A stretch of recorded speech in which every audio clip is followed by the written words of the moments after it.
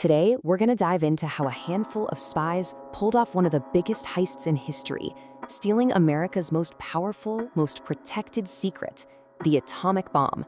This is the incredible story of the Manhattan Project spy ring. You really have to understand, the Manhattan Project was built to be a fortress of secrecy. This wasn't just some top-secret military operation, it was a completely hidden world, created for the single most important task in modern history. The thinking was pretty simple. Keeping this thing secret was just as crucial as building the bomb itself. And that brings us to the billion-dollar question. If this project was so locked down, so completely impenetrable, how on earth did the blueprints for the atomic bomb end up in the hands of the enemy? To figure that out, we've got to go inside, right into the heart of the project, Los Alamos, a secret city that basically popped up out of the New Mexico desert for one reason and one reason only, to build the bomb. I mean, the security here was just staggering. We're talking about thousands of the world's smartest people, totally cut off from the outside world. Every single letter they wrote was opened and read. Every move they made was tracked. They were living under this constant, intense, 24/7 surveillance. For the people there, security wasn't just a part of the job, it was their whole life. But here's the thing. You can build fences as high as you want, you can read every piece of mail, but you can't police what people truly believe. And inside that high-pressure, secret world, a very different and very dangerous idea was starting to take hold in the minds of a few key people.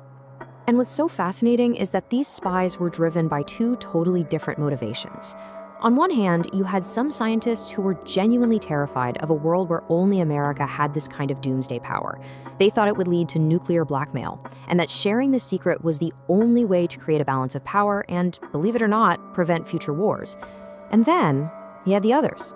They had a direct secret loyalty to the Soviet Union.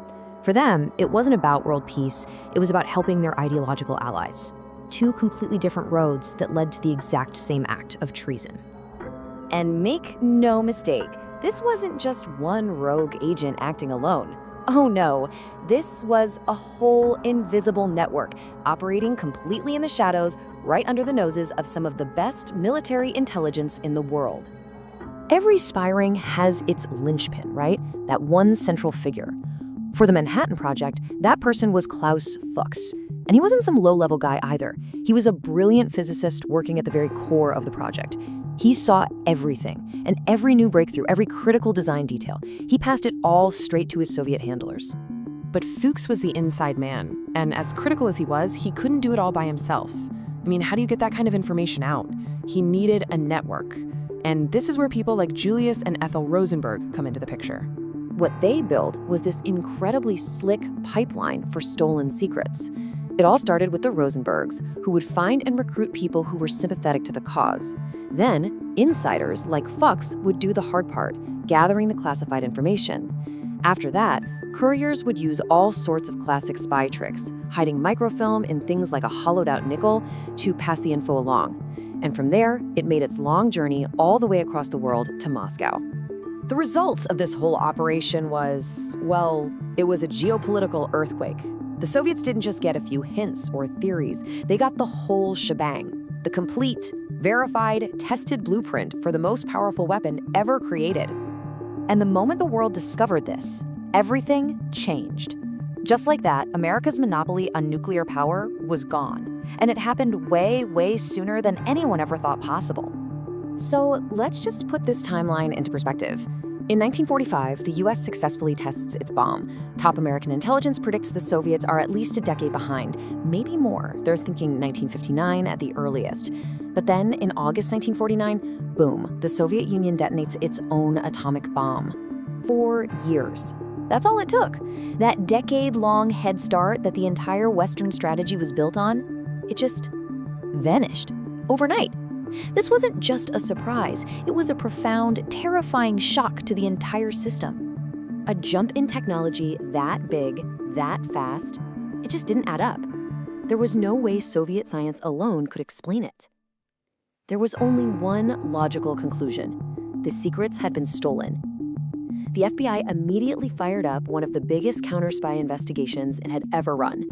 The hunt was officially on, and once the investigators found that first loose thread, that whole invisible network started to come apart with unbelievable speed. It was like watching dominoes fall, one after another. In 1950, British intelligence finally corners Klaus Fuchs, and he sings. He confesses to everything, and his confession points the FBI straight to the Rosenberg spy ring in the US. By 51, they're convicted. And just 2 years later, in one of the most controversial spy cases ever, they were both executed. And this is what really shook the country. It wasn't just that a weapon was stolen, it was who did the stealing. The fortress wasn't broken into from the outside, the betrayal came from within. So the spies were caught, but the secret was out. The damage was done, and the consequences of that damage would go on to shape the entire world for the next 50 years. The actions of this small group of people completely turned the post-war world on its head. All of a sudden, you didn't have one nuclear superpower anymore. You had two global giants, both pointing weapons of total annihilation right at each other. This act of spying did more than just speed up the Soviet bomb program. It poured gasoline on a fire of paranoia, mistrust, and fear. And it absolutely helped ignite the nuclear arms race and the Cold War itself. And that leaves us with this huge, lingering question. What if the secret was never stolen? What would our world look like today? Would a world with only one nuclear power have been more peaceful? Or maybe, just maybe, even more dangerous? It's a question that really changes how you think about the last century. Thanks for watching.